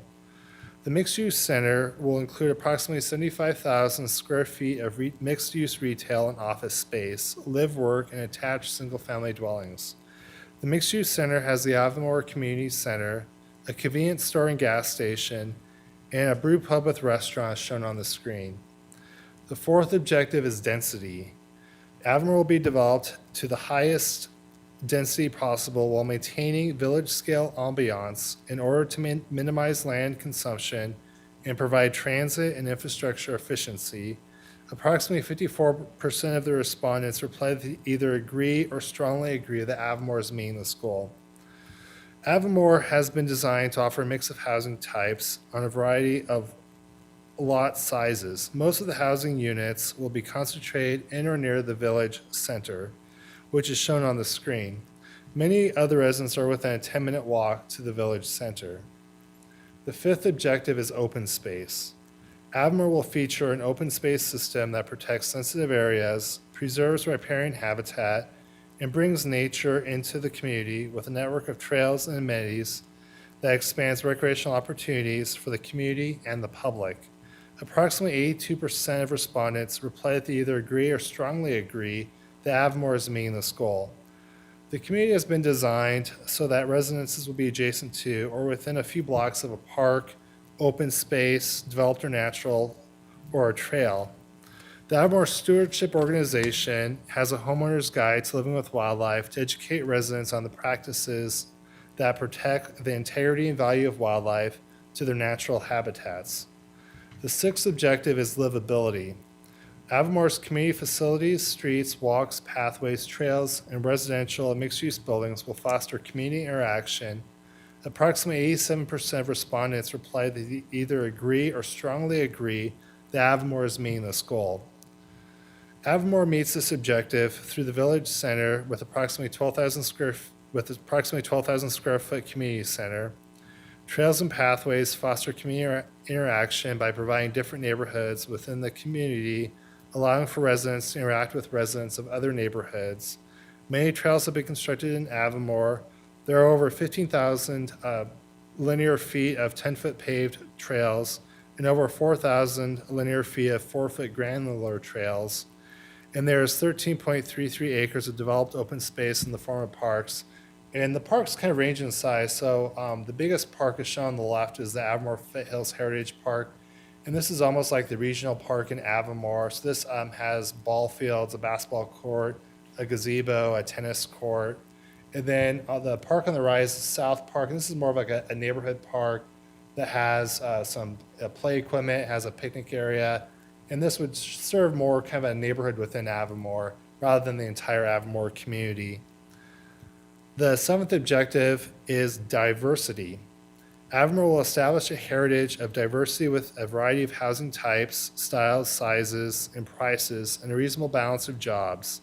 Approximately 55% of respondents replied that they either agree or strongly agree that Avamore is meeting this goal. Avamore has a range of residential options ranging from alley-loaded residences to large foothill residential lots and live-work units. There are also a variety of architectural styles featured in the community, from craftsman bungalow to modern contemporary. Most of the floor plans have 3 different building elevations to select from. There are single-family and 2-story dwellings and grade adaptive homes. So the picture on the left is an alley-loaded neighborhood. So with alley-loaded neighborhood, the garages are in the back and access through an alley. And then on the right-hand side, we have some grade adaptive homes in phase 5 of the project. With these grade adaptive homes, they have both daylight basement type grade adaptive homes, and then they also have kind of more of this tuck under type of home where we have a garage and maybe bedroom or den on the lower level that's kind of tucked into the hillside. And then on the second floor, you have kind of a main living area, and then your second floor leads out to the backyard. The 8th objective is sustainability. Avamore will develop the foundation of a sustainable community by preserving the core ecosystem, adapting green building and development practices to sustain biodiversity and natural resources, encouraging water conservation, and the reuse of treated water resources to supplement irrigation of public open space, common areas and parks, creating a safe and healthy community, and providing for a flourishing local economy. Approximately 77% of respondents replied that they either agree or strongly agree that Avamore is meeting this goal. Design guidelines have been developed to help preserve the core ecosystem through the adoption of green building and development practices to sustain biodiversity and natural resources. Numerous water conservation measures have been implemented at Avamore. Buildings have been built with low water use plumbing fixtures. Effluent from the wastewater treatment plant is reused for open space and common area irrigation, and landscaping has been limited to primarily low water use or xeric plant material, and turf has been limited in private yard landscaping. So this is the neighborhood that's adjacent to the Calder Mill Park and Pool. And you can kind of see on this slide here, we don't really have any lawn in the turf area. We basically, instead of having turf, we use rock mulch. And we also have low xeric plant material to accentuate that rock mulch in the private front yards and also kind of in the the area between the street and the sidewalk.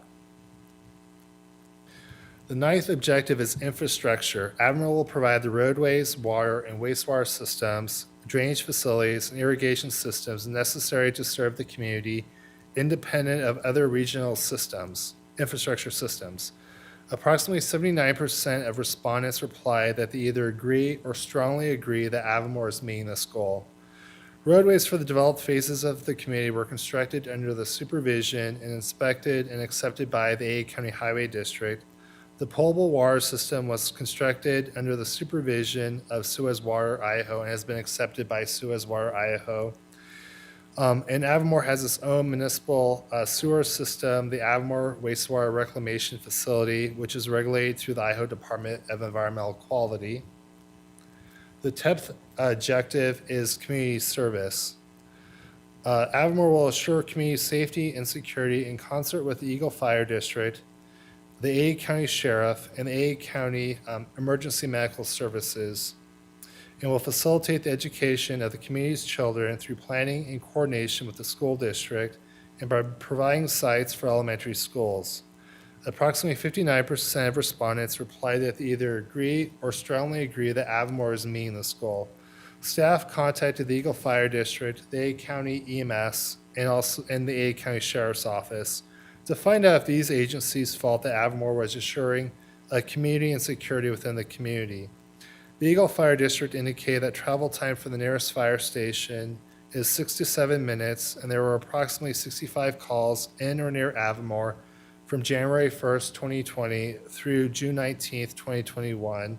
The Ada County EMS stated that they went up to Avamore 35 times in 2019 and 25 times in 2020. And the Ada County Sheriff's Office responded that deputies have sufficient time to conduct security checks in the neighborhood and that total policing incidents have increased over the past 5 years and are expected to increase as the community grows. The 11th objective is wildlife. Avamore will minimize impacts to wildlife by preserving native vegetation and delineated wetland riparian corridors and natural open space to the greatest extent possible feasible. Will require wildlife-friendly fencing, clustering of homes and habitat areas, and maximizing open space. Approximately 75% of respondents replied to either agree or strongly agree that Avamore is meeting this goal. Avamore has minimized impacts to wildlife by preserving native vegetation and the delineated wetland riparian corridors and natural open space to the greatest extent feasible. Through the clustering of homes, several hundred acres of natural open space remains, including a 500-acre off-site conservation easement that is managed in conjunction with the AS Soil and Water Conservation District. As part of the preservation effort, the Avamore Conservation Director is required to submit a progress report on the wildlife mitigation plan annually, and components of the plan consist of vegetation trend monitoring, restoration monitoring, invasive and noxious weed abatement, and wildlife monitoring. And you can kind of see here, this is the riparian area along Spring Valley Creek, just south of the Avamore Foothills Heritage Park. And you kind of see how much vegetation's in that riparian area. Staff recommends approval of the Avamore periodic evaluation to the commission. And we do have representatives from the Avamore Plan Committee here. We have Brad Familler and Sarah Martz is here as well, in case you have any questions for them. And I'll stand for any questions. Thank you very much. What questions do the commissioners have? Commissioner Roush? Commissioner Birch, you have a question?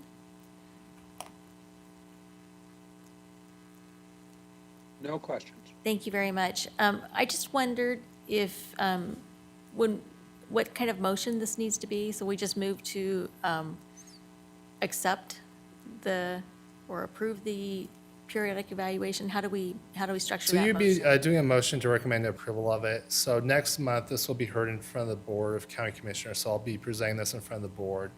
And at the board's hearing, I will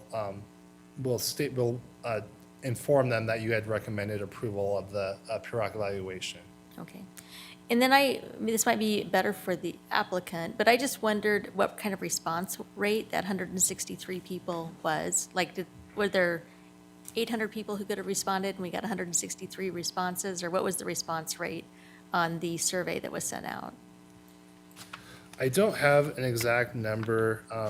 So I know right now, I mean, we have 696 single-family dwellings that have either been built or currently under construction. I would suspect, there's probably, close to maybe, I know there's a lot of building going on right now, so let's assume there's maybe 100, homes being built, or just recently been built. So maybe we had let's say like 600, respondents. So we probably had close to around maybe I would say probably a 25% response rate approximately. Thank you very much. That's what I was looking for. So I appreciate it. Any other questions for Mr. Danielson?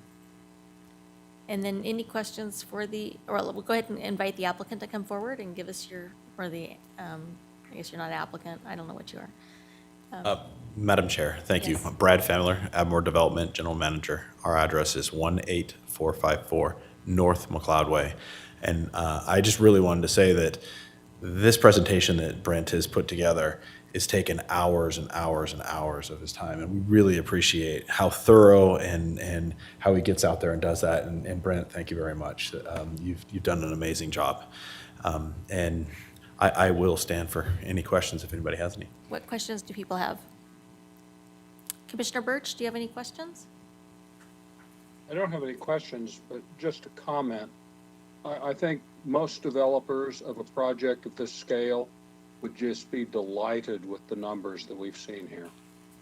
It's very impressive. Thank you. I know that if it was an election year, 80-some% would probably be pretty good for a candidate. Any other questions? Madam Chair. Go ahead. Mr. Fowler, so what relationship have you had with Ada County Sheriff's Office? Have they expressed any concern to you regarding the increase in patrols? This data that Mr. Danielson provided shows I think it's 700 and something total responses in 2020, and only a small portion, less than a third, I think, of those were citizen. They were on a proactive response from Ada County. Have you had any interaction with them? Actually, yeah, we work with the Ada County Sheriff's Department all the time. I would say if you went and you took the crime rate in our area and the call volume in that specific area is extremely low for the county.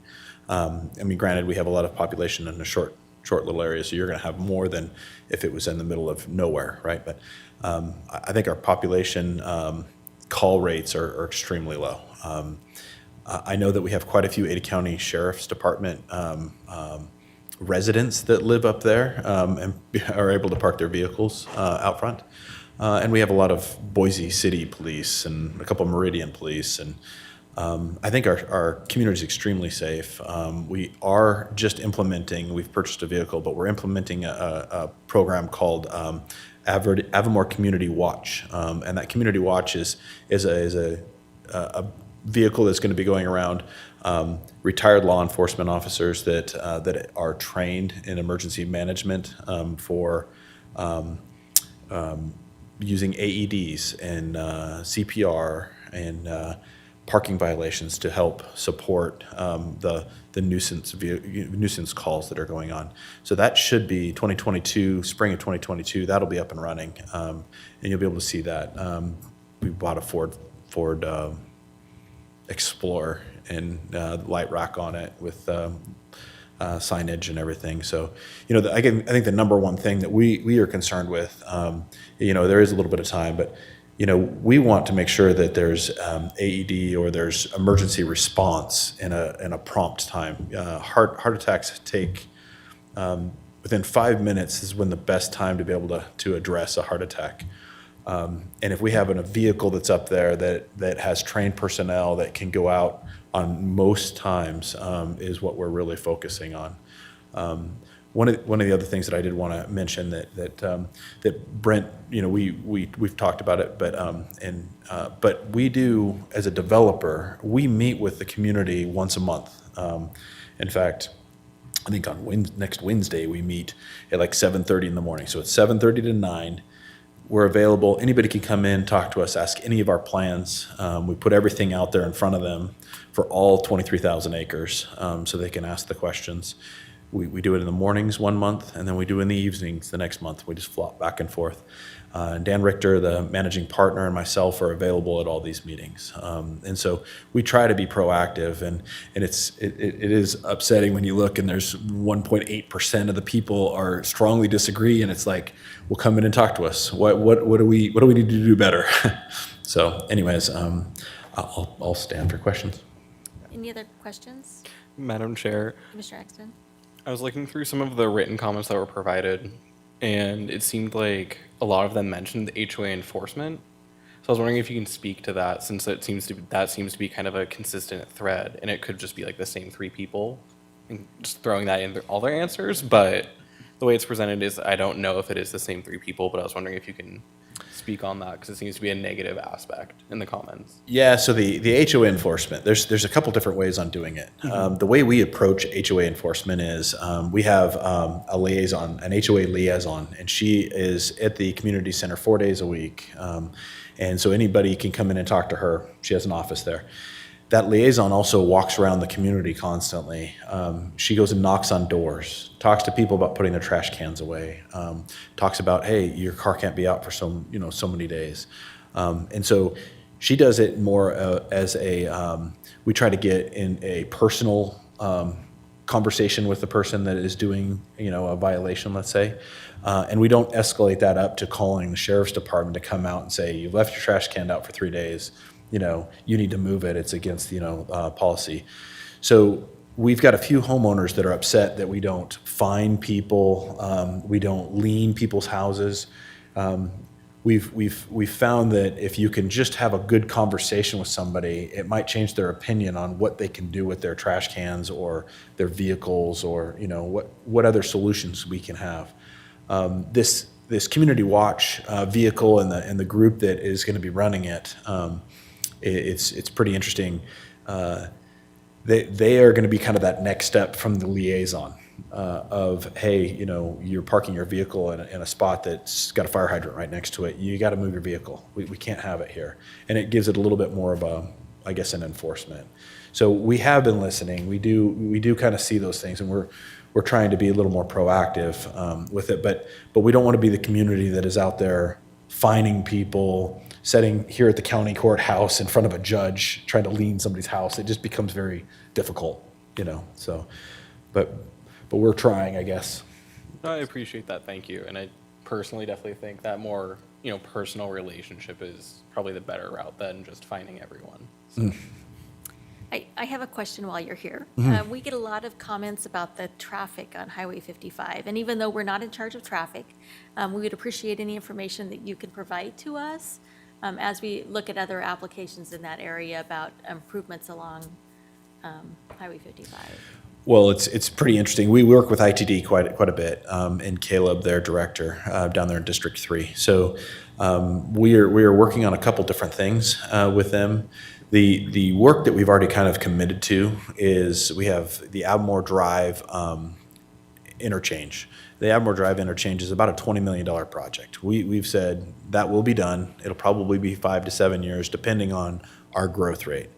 This next year, which is in front of the Ada County Commissioners pretty soon, will be an underpass at McLeod, which is just a little bit north. That is about a $5 million underpass that we are going to be doing. And then we have to, as part of our requirements with ITD, is make it 4 lanes from the sewer treatment plant right out of the canyon up to about 1,500 feet north of McLeod, 4 lanes. Then we also have been noticed on paying our proportionate share of the improvements from the canyon all the way to Highway 44, which is State Street. That amount is about $20 million more. We're looking at, all told, almost $100 million worth of improvements that we will have to do. Whether we're there or not, those improvements need to be done. I think it's interesting because we're not within 5 miles of a major ACHD road that has impact fee approved to it, and yet the whole time we've been up there, we pay our impact fees because, that's the right thing to do. Then lastly, on traffic, I wanted to get to is that ACHD and ITD use a certain traffic count per house, and it's 10.1 trips per day per house in the valley here. That's the standard. Over all the years that we've been out there, what they've found is that we are below 5 trips per house per day. That's because people go and they plan their trips. You're 7 miles away from Winco, so you plan those trips. You go and when you go out, you're not just going to go to the store and grab a gallon of milk and then come on back. You're going to go and hit a couple other places that you're out there. That's one. 2, we just find that people out there seem to work from home a lot more, and they recreate right there, so they're not jumping in their vehicles again and taking off and going somewhere. And so I guess we have it kind of unique that way. It's like 4.8 or 4.7, depending on trips per day, that the traffic counts have been doing over the last few years. So we try to do our part. Granted, traffic is a problem, I think, anywhere in the state, but you know, we've stepped up and have moved forward with impacts to the highway so far. Well, thank you very much. I think that gives us some context. So, any other questions? So, we're going to go ahead and ask if there's anybody else that would like to give testimony, and you can stick around for a minute, and we'll see if there's anybody else. Thank you, Madam Chair. Thank you, Commission. And then, does anybody have questions for Mr. Danielson? So you get one more chance. Do you have anything you want to tell us? No? Okay. You're good.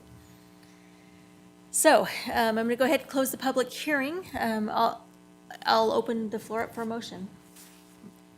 Madam Chair. Commissioner Roush. Madam Chair, I move that based upon the Avamore resident survey and analysis of compliance with the Avamore specific plan, the commission recommends approval of project number 2006-00069 DA-P, the 2021 Avamore periodic evaluation and review to the board. Thank you very much. Is there a second for that motion?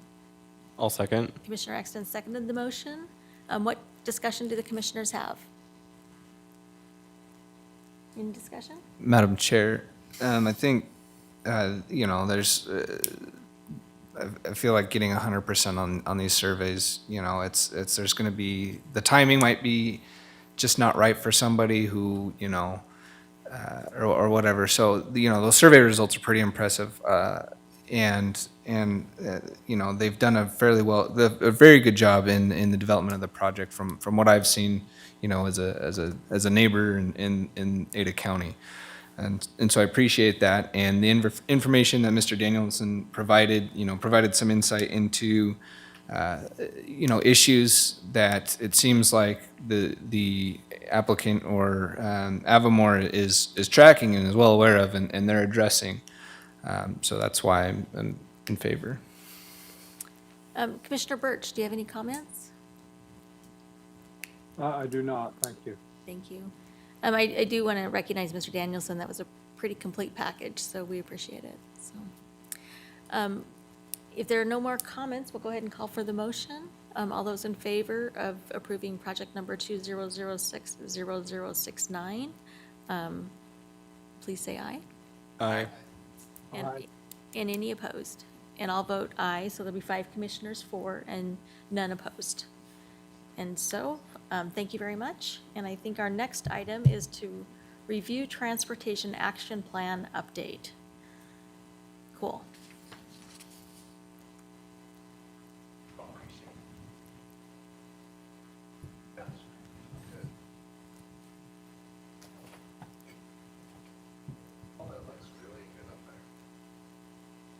And you're going to tell us there's lots of roads and we're not going to have any traffic issues for the next 10 years, right? That's right. Madam Chair, Commissioners, Brent Moore with Ada County Development Services. Tonight, we wanted to give you an update on the status of the Ada County Transportation Action Plan. This will probably come before you a little bit later this year as a hearing item. We just wanted to kind of give you a brief update where we're at right now. So the plan is intended to provide a policy framework which will guide the county in its future transportation decisions and coordination with other agencies. And it was born from the county's desire to play a more active role in transportation planning. So here's a timeline summarizing the steps in the development of the plan so far. So in September 2020, Kittleson and Associates was hired as the project consultant. And in January 2021, a kickoff meeting was held with stakeholders, followed by targeted interviews in March and April, in which more specific feedback was received. Draft goals and strategies were then developed and shared with the stakeholders in June, and a draft version of the plan was shared in July. In July and August, a summary of the plan was posted to our website and advertised through social media, seeking additional comments, and the feedback received is now being incorporated into a final version of the plan, which will be complete by the end of the month. So we anticipate submitting an application in October to adopt the plan, which would likely come before you in November and go before the board in early 2022 for final adoption. So the plan, the draft plan is included as part of the memo, the attached memo. It provides a summary of the transportation framework and statistical makeup of the county, which I won't go over those in the interest of time. You have access to those. But I would like to touch briefly on the 5 goals and accompanying strategies which were identified in the plan. So the first goal is collaborative partnerships. One of the strategies is education and outreach. This was one of our neighborhood associations said it would be helpful if the county were to provide a presentation just going over which agencies have which jurisdiction over which items, just to help them when they're commenting on applications. Meeting with the cities, they said they would also like to have more frequent meetings with the county just to discuss transportation projects or large-scale development that can kind of overlap city and areas of city impact, ones that can impact us both. So just improve communication between the cities and the county. Another goal was value-added planning processes. The strategies are to streamline project review, align development and review with plan goals, and to collaborate with ACHD more on development conditions, to kind of talk with them more before they send their conditions on a project. Another goal was to maintain quality of life through fiscally responsible planning. Some strategies were to prioritize transportation projects. Each year, ACHD asks the county for a list of our prioritized projects most important to us. Through Compass, we also help prioritize projects through our votes there. And also cities and agencies will also come ask us to write letters of support for transportation projects that are important to them. So we wanted to develop a list of projects, corridors that were important to the county. Another strategy was to adopt city pathway plans as well as other transportation plans. So we recently adopted Meridian's new comp plan. And as part of that, we adopted their trails and pathways plan. And what that does is allows us to, in some instances, require easements for new development in areas where the cities are planning to put pathways in the future. So some of the other cities we talked to said they would like to do something similar with us. It also calls for the development of an Ada County active transportation plan. So this would be kind of like a trails and pathways plan for unincorporated Ada County, similar to what the cities have. It would kind of extend out into the unincorporated areas. Another goal was a sustainable transportation system. This strategies include supporting public and alternate transportation, transition to green infrastructure, and identifying wildlife corridors to consider when reviewing development applications, and to also identify open range corridors, potentially with signage, just to make drivers aware of those. And the last goal is forward thinking about emerging technology. Strategies are to support new traffic and mobility technology applications and collect and share countywide data. Part of the idea on that one was on our website potentially combining, say, ITD, ACHD, BRT, Compass plans, data maps, maybe cities, trails plans, master plans, kind of consolidating those into one area just to make it easier for the public to find those. I felt as the county it might be a role we could fill. And lastly, the consultant did develop, again, a list of priority corridors. They looked at those considerations on the right: traffic volumes, location of future growth, crash data, things like that, as well as input from our stakeholders with an emphasis on unincorporated Ada County. The cities are all prioritizing projects within their boundaries, so we like to focus on the unincorporated parts. So the final map will look different than this. The stakeholders did make some suggestions we felt was appropriate to incorporate, so it'll look slightly different when it comes before you later. And that concludes my presentation. In summary, we think this will be a helpful tool to guide the county going forward. And we'll stand for any questions. Thank you very much. What questions do the commissioners have? Shaking your head. Any questions? Commissioner Birch, do you have any questions? I don't have any questions. Thank you. Looks like a huge effort, so. Is the online stuff still open, or is that closed? The summary of the plan's still on our website. The survey's closed, but you can look at documents there. So, thank you. Is there any action required on this plan, or is it just informational? No, just informational. Well, thank you very much for coming down and explaining it to us, and I'm glad to have the document. I missed it when I went through the agenda, so I'll have to look at it later. Yeah, and it'll be back before you in a couple months. Okay, thank you very much. Appreciate it. All right, thank you. All right. Okay, now's the time we talk about the Boise meeting, or do you want us to do minutes first? Let's do minutes. I think Okay. that's next on the agenda. I'm just ready to go. Yeah, so. is there a motion for the minutes? Madam Chair, Yes. due to my absence at the August 12th, 2021 meeting, I'm going to abstain from voting. Thank you. Any other motion on the minutes? Guess I'll do the same since I wasn't here either. Okay. I'll abstain from the vote. Okay, is there anybody else that wants to make a motion? I move to approve the August 12th, 2021 minutes. There's been a motion to approve the August 12th, 21 minutes. Is there a second? Commissioner Birch? I second. It's been moved and seconded to approve the minutes from August 12th, 2021. All those in favor say aye, Aye. and I'll say aye. Aye. So 3 people voted and 2 people abstained. And there were nobody voted against it. So I think those are approved.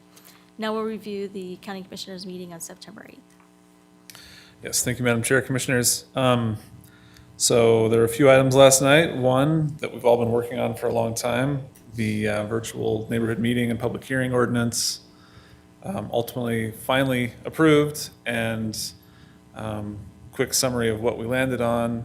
It was basically what you asked for, which is always do an in-person meeting. And if somebody asks for a virtual, it's a request made to the director that then determines if that's an appropriate move. So that's what we landed on, and so that's what will be in our new ordinance. And honestly, with the way things are going with COVID, probably just in the nick of time with figuring out if we need to be doing this stuff virtually or not. So we are happy to have that one wrapped up, and I do want to thank you for all your effort on that. It was a really good conversation, and I appreciated it. And if you have any questions, I'll pause to answer those or any comments. Any questions? Commissioner Birch, I know you were passionate about that. I'm pleased how it ended up. I don't have any questions. Super. Thank you very much. It's nice to hear that it got incorporated into the final Yeah. recommendation, so we appreciate that. Yeah, Madam Chair, I just say thank you. Yeah, I know it was a hot topic issue to sit here and discuss, and appreciate all the input that you and the other staff members have provided. So I appreciate that. Yeah, our pleasure, and thank you again. Really good conversation, I thought, so. Other ones are a lot less exciting. We had a variance for a swimming pool. Staff was recommending denial. Board ultimately decided to approve that. That was in the Boise area of impact. So that one's pretty basic. We also had a vacation of an easement for an accessory structure. This was in the Black Hills Drive area of Boise. That was also approved by the board.